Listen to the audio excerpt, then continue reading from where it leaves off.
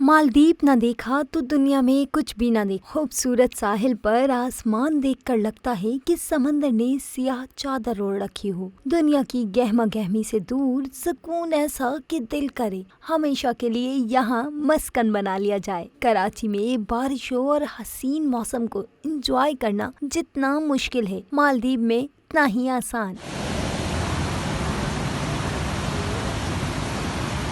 मालदीव की गलियों और समंदर के किनारे चहलकदमी का अपना ही मजा है, और कराची में तो स्ट्रीट क्रिमिनल्स के खौफ से इतनी आजादी से घूमना कहाँ नसीब होता है। समंदर में घिरे इस मुल्क में जहाँ और जब चाहो आजादी से आ जा सकते हो, यहाँ कोई खौफ नहीं। समंदर किनारे बुलंद इमारतें कराची की याद दिलाती हैं। शॉपिंग की आजादी तो है मगर सब कुछ डॉलर्स में है, और पाकिस्तान में डॉलर्स के रेट तो पता है ना। इसलिए शॉपिंग से ज्यादा समंदर की लहरों से खेलना और तेज रफ्तार बोट्स में सफर करने को तरजीह दी।